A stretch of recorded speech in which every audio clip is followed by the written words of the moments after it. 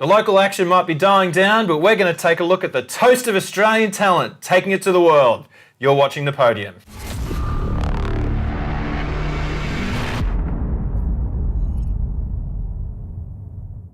G'day gamers and welcome to The Podium, where we take a look at the biggest hits, epic takedowns and classic comebacks from across the world of eSports.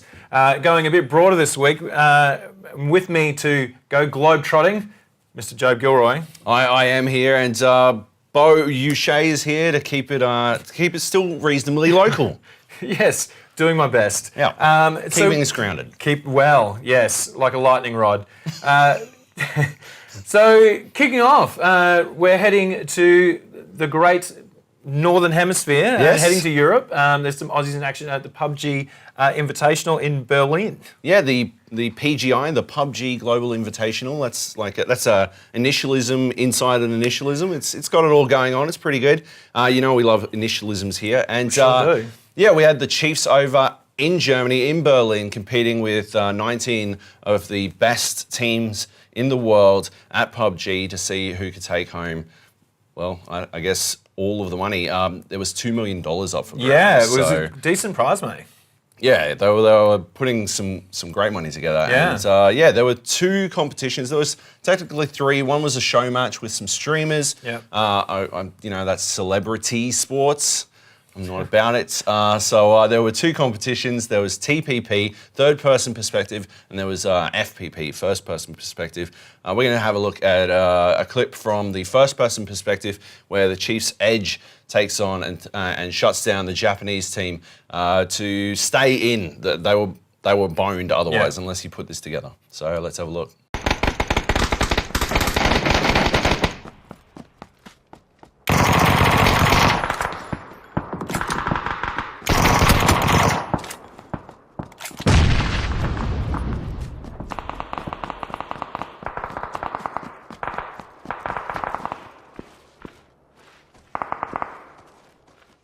There you go, dug one out at the end there.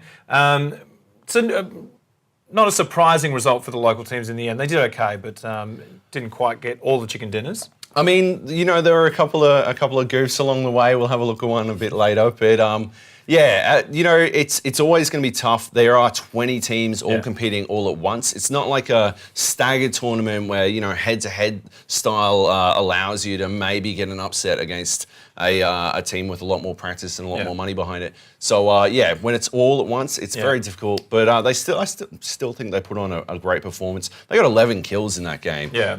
And they managed to place fourth.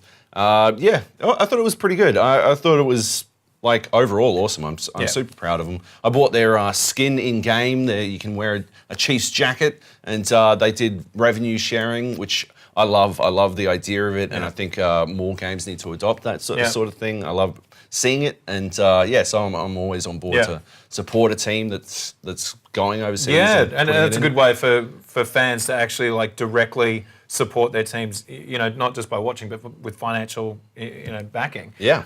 And the tournament itself, you said that it was a mixed bag. There were some things that you really loved about it, and there were other parts that were a bit disappointing.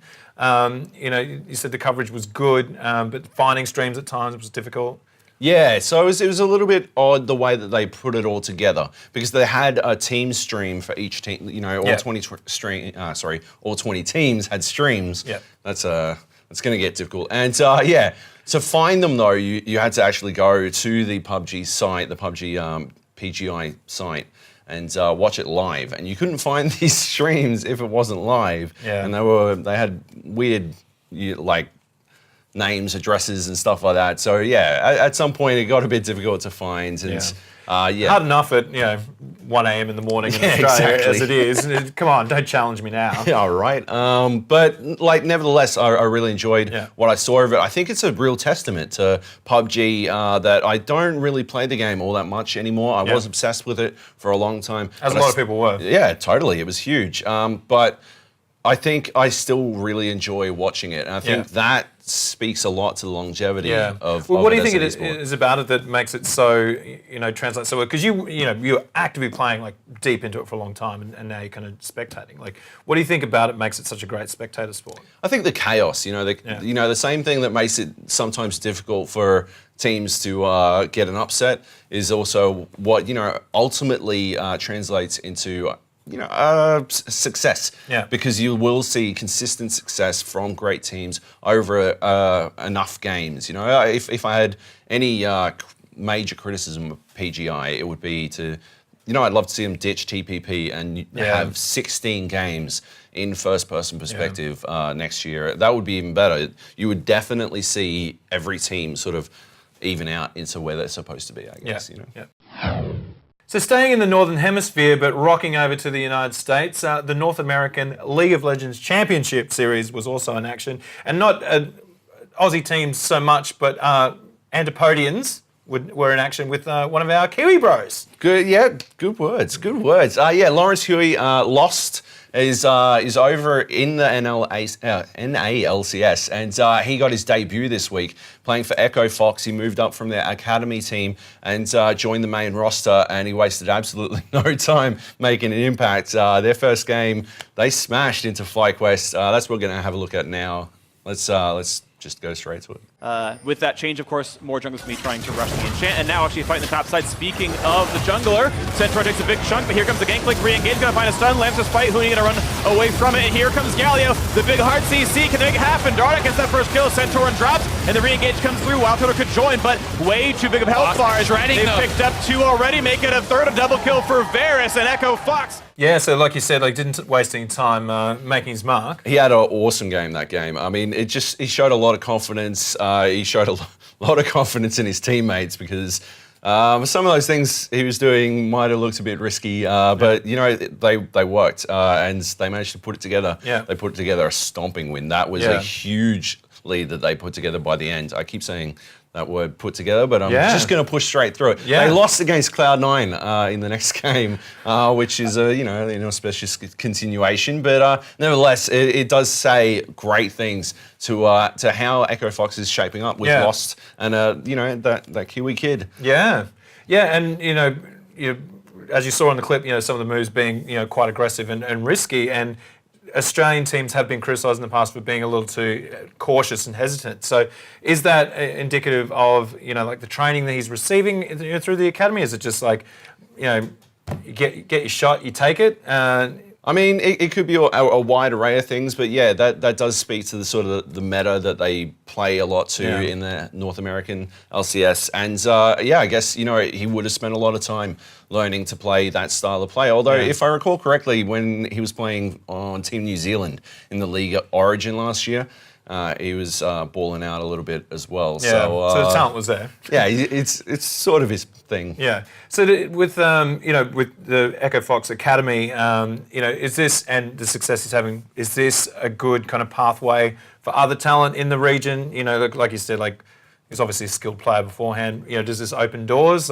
Is he considered a trailblazer in this space? I think he is considered a great player who's done well, but I don't know that everyone can follow in his footsteps. It's difficult enough for a lot of players to just find enough time to play as it is in Australia. So picking up sticks and heading overseas might not be for everyone, but more power to him for having a go, right? And doing well as well. Yeah, well, it can, that kind of success and, making that kind of impact can only mean great things for the region. So, yeah.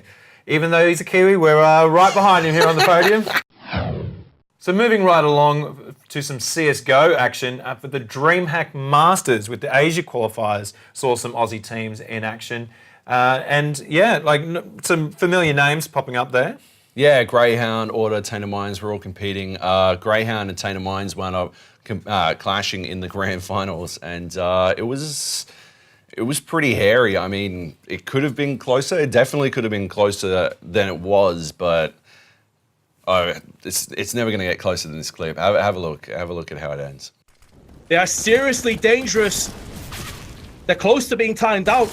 All the Ins needs at this point is a frag. He's came round and got one, looking for an extra one now, trying to play the position as well as he possibly can. It goes down. Is there going to be enough time for the bomb plant? Yes, there is, with 1 second to go. This game continues to deliver, and can Burnout UK put the icing on top with this 1v2 clutch? It would be ridiculous. There's the first. Going to be peeking out will be Urcast with just 56 health left. And oh, it's so close. 8 health separates TM and the comeback of Dreams. So that one ended on the last second, literally the final second that Greyhound could put that one together, and they did it.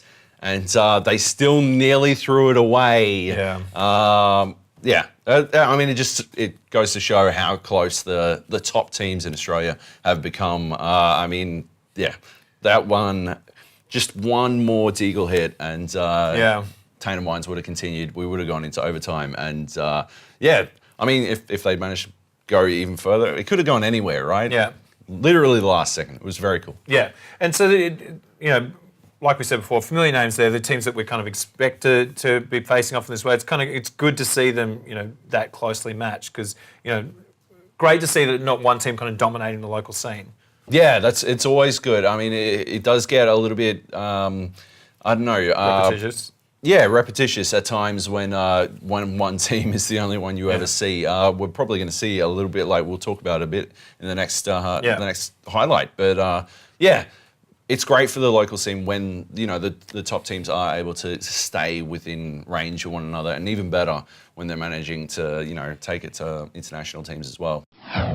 So moving right along into a game that we haven't actually spent much time on here on the podium.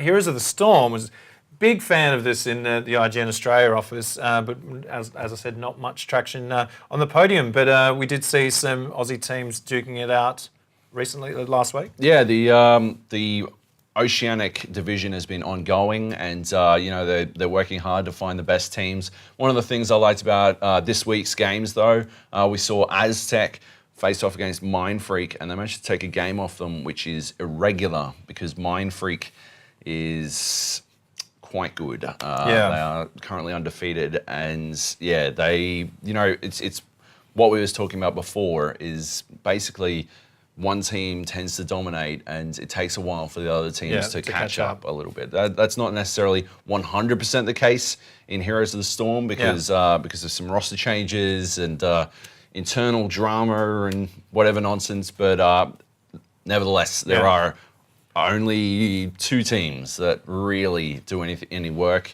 in Heroes of the Storm, or have been until now, as Aztec are about to prove in this clip. Up now, just defending that front line. No one catching older to be looking for the fight. MadHack, he's in, pulled in. He's out of position. Will he get killed? Yes, he does. The big heal removed from the side of Mindfreak. It looks like Ryu might be next, but Fat94 is looking to pick up the channel here. Shrek's going down, being pressured, but he gets locked down by a new wreck. Vanilla comes in for the kill, and it's sort of back and forth now, each team on equal setting, but it's still Fat94 trying to get the point. Superfish comes through, and it's Aztec finally pushing Mindfreak off the objective, where they'll be trying to skew. But look at that, Fat94 left a little present for doubt in the form of a little bug to keep pressuring him. Fat94 falls now. The cold hand means that he can't get away. The slow being applied by Superfish, but he might die for his sins right here. Vanilla tries to dance on to him, and the force of will is perfect to try and get him to escape there. The coach comes out, and you can immediately say, this is Superfish, make sure you're not on the side here. Genji, he's going to want to kill you. Yeah, so there you have it. So as we were saying before, we haven't spent a lot of time on this, and we were talking off air about it, and it hasn't gotten as much support locally as it maybe could have. Is this kind of Blizzard kind of starting to invest in the local scene a bit more? I think Blizzard have been putting the money in for a little while now. They've definitely been putting the effort in. Yeah. It's just that I guess looking back at Lost's effort, one of the things that Aussie and Kiwi HOTS players have been doing is heading overseas, and it does pretty dramatic things to the scene, to a very budding scene. It's not robust enough like the OPL to survive losing some of its best players every single time, and so it takes a while for it to build back up again. And so I try to keep check on it, but yeah, it doesn't always, pay off. I Yeah, guess. and the tournament structure and everything. Like, how have you enjoyed kind of following HOTS as a competitive game? I actually like it as a competitive Yeah. game. I mean, I think at the end of the day, my preferences are always going to lie with the more complex ones, Dota and League of Legends. Yeah. But I still think Heroes of the Storm has a lot to offer, especially to people who maybe can't necessarily get their head around everything that's going on. Yeah, and for me personally, like I've played HOTS before, and it's much easier to pick up, as a novice, as I was, and might still be considered. Sure. But I'm also a fan of the Blizzard franchises, so the recognizable characters, to me, like, that makes it much more accessible and kind of easier to follow as a spectator sport. So I was kind of curious how, the more hardcore audiences kind of, how they feel about it, as opposed to the others in the category. Well, I think one of the things, it's very interesting to me that HOTS is both very easy to pick up and very easy to watch comparatively. Yeah. But I also wonder, in the back of my mind, whether or not I'm very capable of watching HOTS just because I'm familiar with other MOBAs. Yeah. I would love to. I've never actually spoken to anyone who is a complete, novice at MOBAs and seen what they thought. So Nope, you've never spoken to one. no, I mean, you played HOTS. Yeah, you no. lunatic. No, exactly. Yeah, but it's just curious, because when I was introduced, I was like, I get it. Like, like playing it for the first time, I was like, now I understand why these games are so massively popular. Yeah, absolutely. I mean, they nail that cycle, that power cycle, right? And you absolutely love to get in, and everyone shares their experience. It's got a lot to love. Yeah. It's less it's less individual than League of Legends or Dota, and I think that way you can get carried a bit. Yeah, so you do have to play well with others, which is something I don't do well. So there we go. The fusion of the yin and the yang of my gaming experience. Excellent. But it's great to see, and we look forward to seeing more local HOTS competitions in the future. Definitely.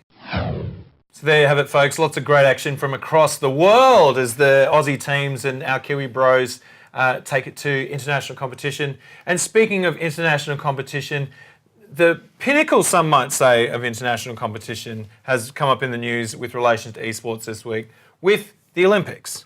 It's been an ongoing point of discussion where a lot of people from within the eSports industry, players, fans, and whatnot, believe that that it should be included in future iterations of the Olympic Games. Now, you and I have different opinions on this. We do. And I'll throw it to you first. So there was an article in Kotaku today or yesterday, this week, saying, written by a former Olympic athlete saying why it shouldn't be. So I'll get your perspective. I agreed with the article that esports should not be in the Olympics, but not for the reasons that article lays out. It's for different reasons. There are apparently myriad reasons why. Myriad reasons. But I'll tell you what, it should be. It absolutely should be. It 100% should be in the Olympics. I can't see any reason why it wouldn't. The Olympics is a celebration of competition on every level of a celebration of human achievement, the pinnacle of human achievement. And if we're to, I guess, continue to evolve as people, then why not celebrate our ability to compete in a micro level, in a micro capacity? Yeah, and I agree that the competitive gaming is an amazing spectacle. The players are great athletes. I believe that the mental function and the physical dexterity and all the things that go into it definitely categorize them as athletes. I just don't think it should be in the Olympics because you don't need them. So we just saw the Overwatch League finish this week. With I haven't seen the stats yet, but with how many millions of people tuning in, it was very popular. Yeah, people are watching it. Why the hell do esports fans who have this amazing thing that they've built from nothing? Why do you need to align with the Olympics? You have something which is bigger and better than the Olympics in the individual competitions that you have. I think the Olympics is an archaic and outdated form of competition. And I think the Olympics should be trying to emulate what esports is doing, and the esports should not be looking back at an old, outdated system and at a very corrupt organisation. That Yeah. Okay, we're going all in, I guess. Yeah. No. So I 100%. We make this show because we care about the sport, we care about its direction. I do not think it needs to be aligned with the Olympics. All right, so you are saying that it's not that esports shouldn't be in the Olympics; it's that the Olympics doesn't deserve esports. Correct. Okay. And if you look at it like, there's no NFL in the Olympics. Sure. They don't need it. Major League Baseball players do not play in the Olympics. Sure. Like they send college players and. What about basketball? You'll notice that they introduced that a few Olympics ago, with the Dream Team ages ago, Yes. but it's starting to lose its momentum there. Where I believe with the next iteration, it won't be LeBron James and the pinnacle players. They're starting to slowly pull out of competing. So I think that will end up going back to being college players, which it was before the Dream Team won. But that's to do with, we're going well inside baseball at this point, but that's to do with like the Olympics concept of amateur sports people. And but that was deep-seated in racism, if we're going to go anywhere. Okay. I mean, all right. Well, let's maybe not go down that path. But it was what my point is if you're going to emulate something, emulate the Super Bowl.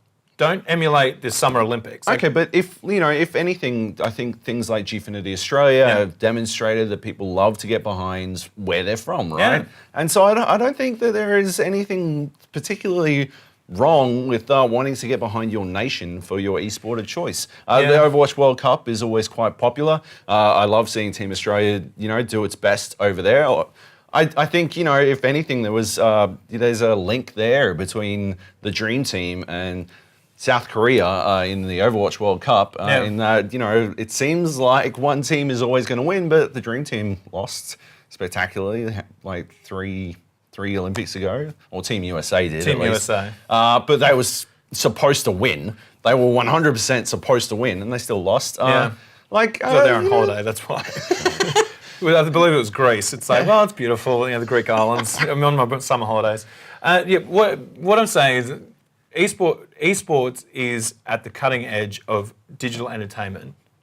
Should not be looking backwards at a model of the Olympics. Like even drawing on another corrupt organisation, like the FIFA World Cup is more in line with what they should be looking at than the Olympics. Okay, I guess my problem is that at some point should the esports be in the Olympics debate feels seated directly in elitism. Right. It is, we see people who are former Olympic athletes who have decided from on high that, kids playing video games shouldn't be allowed to compete for their country. Yeah.